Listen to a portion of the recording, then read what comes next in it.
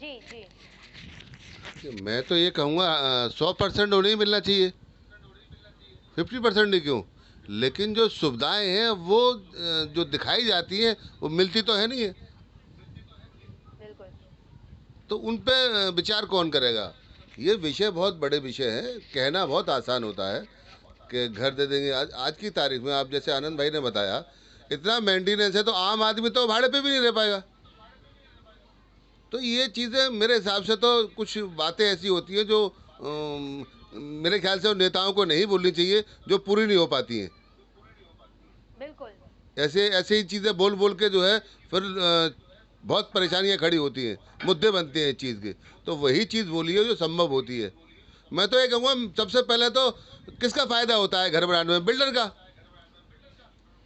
तो हुँ। बिल्डर लोग जो है जितने अमीर होते जा रहे हैं वो कहाँ से होते जा रहे हैं, क्या वजह है? और या नेता, तीन लोगों के पास हिंदुस्तान में सिर्फ पैसा है। बिल्डर है, अधिकारी है, नेता है। गरीब आदमी तो आज भी परेशान है, कल भी परेशान रहेगा। तो ये इस पर विचार जरूर होना चाहिए कि हम जनता के लिए कुछ करें या हम अपने लिए ही सारी सुविधाएं इकट्ठी करके रहेंगे। अच्छे घर मिलने चाहिए, सस्ते मिलने चाहिए, और मेंटेनेंस तो ना के बराबर होना चाहिए। जो खर्चा होता है वही होना चाहिए। लेकिन इन चीज़ों पे विचार करेगा कौन? मैं तो इस बात से बड़ा बिल्कुल। अचंभित रहता हूँ। चाहे मैं ये नहीं कहूँगा, देखो मैं जब कहूँगा तो बात सही कहता हूँ। बात ये नहीं, अब यहाँ पार्टी की बात अलग है, लेकिन जो सिस्टम है गरीब आदमी के लिए उस पर सवाल उठते हैं। उनका जवाबदार कौन होगा? उनकी जिम्मेदारी कौन लेगा? उनके काम करके कौन देगा? उनके विषय ख़त्म कौन करेगा? कुछ भी नहीं, सिर्फ भाषणों में रह जाता है आदमी का सारा काम। बिल्कुल। तो ये चीज़ें नहीं होनी चाहिए। मैं तो ये कहूँगा, जनता, आप सरकार किसके लिए है? सरकार जनता के लिए है ना। तो जो जो रोजमर्रा की जिंदगी है उनकी, वो तो ठीक करिए। और होनी चाहिए, ध्यान देना चाहिए। देखिए सबकी जिम्मेदारी है बिल्कुल। उसमें। मैं ये नहीं कहूँगा कि मेरी नहीं है या आनंद भाई की नहीं है, आपकी नहीं है। जो प्रतिनिधि हैं, खास तौर से सरकार के हिस्सेदारी में प्रतिनिधि हैं, विधायक हैं, बिल्कुल। उनकी एमपी हैं, उनकी ये जिम्मेदारियां हैं कि आपको उन्होंने चुन के ज़िम्मेदारी है। दिया है। बिल्कुल। आप उनको सुबह निकलिए, उनके काम ढूंढिए कि क्या समस्याएं हम देखें जनता के बीच में जाके। तो बिल्कुल। ये सब ये कौन करता है? तो ये चीज़ें, बहुत सारे विषय हैं। इन चीज़ों को मैं तो कहूँगा जनता को सवाल करना चाहिए, हर नेता से सवाल करना चाहिए कि हमारे लिए क्या करेंगे आप? हमें जवाब दीजिए इस बात का। हमारा वोट तो लेते हैं आप, हमारी समस्याएं कौन हल करेगा? बिल्कुल। चाहे पक्ष हो या विपक्ष हो या बिल्कुल। सरकार हो, कोई भी हो, सबसे सवाल करिए। जी। चलिए, मैं चाहूँगी कि अविरल जो हमारे साथ हैं और इस विषय पर हम अविरल जी से आगे करिए। क्या कहना चाहेंगे कि अभी जितने जी ने कहा कि मैं इस बात का पूरा समर्थन देता हूँ कि मिलना चाहिए रिजर्वेशन। आप क्या कहेंगे? देखिए, मैंने शुरुआत में ये कहा था, अभी फिर मैं ये कह रहा हूँ, बिल्कुल मिलना चाहिए। 50 नहीं, 100% मिलना चाहिए। लेकिन वो योजनाएं बनाएंगे कैसे? उसकी तैयारियां कैसे की जाएंगी? और जैसे उन्होंने अभी कहा ना, तो कि उत्तर भारतीय आप लोग कहते हो, जितने भी उत्तर भारतीय वो नहीं कहते, होते कहते हैं हम यहीं रहते हैं भाई, यही हमारी जगह है। कोई भी उत्तर भारतीय ये नहीं कहता है, लेकिन आप लोगों की तरफ से शुरुआत होती है। कोई भी उत्तर भारतीय ये नहीं कहता कि नहीं, हम तो वही कहते हैं, हम भी वही तुम्ही मराठा, मी मराठा।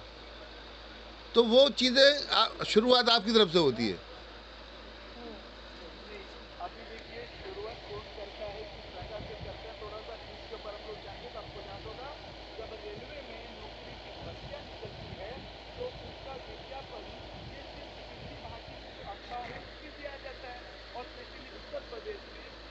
तो ये गलती किसकी है? ये गलती रेल मंत्री की है।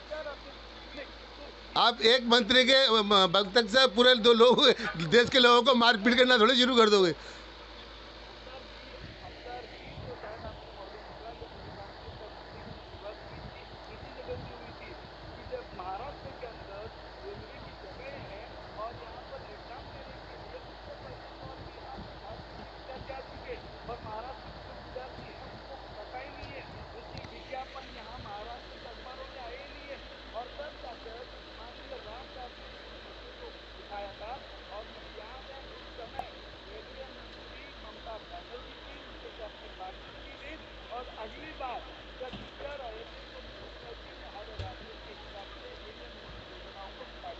देखिए, मैं भी इस बात से सहमत हूँ, मैं भी इस बात से सहमत हूँ कि पहला हक उसका होना चाहिए जो राज्य के रहने वाले हैं।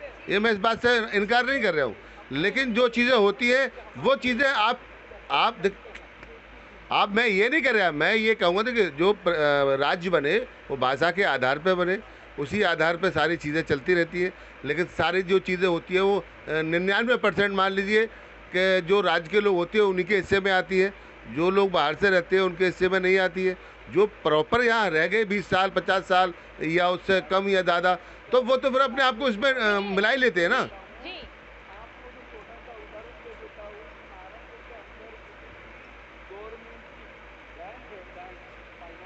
देखिए मैं इस बात से, देखिए चितले जी, मैं इस बात से इनकार नहीं कर रहा, लेकिन मैं ये कह रहा हूँ देश एक है, देश के अधिकारी एक है। अब एक एक एक एक मेरी बात का जवाब दीजिए। आप सिर्फ मेरे के अनुसार आप आपका सिर्फ कहना यही है कि आप सिर्फ 99 भी ले आप लेंगे, सिर्फ एक प्रैक्टिकल कैसे वो possible यस होगा, यस ये यस कहना यस practically यस कैसे यस यस possible होगा? बिल्कुल। ये शिक्षा में हो जाए या फिर रोजगार में हो जाए, वहाँ तो पर लेकिन हम मुझे एक बात का आपसे जवाब चाहिए, मुझे एक बात का आपसे ये जवाब चाहिए। कोई भी आईएएस कोई भी आईपीएस तो राज्य के हिसाब से तो होते नहीं है, वो तो पूरे देश के हिसाब से होते हैं। तो फिर ऐसी चीज़ें क्यों आती हैं? नहीं आनी चाहिए। देश एक है हमारा, देश के सब लोग एक है, कोई फर्क नहीं है। बिल्कुल जी चितले जी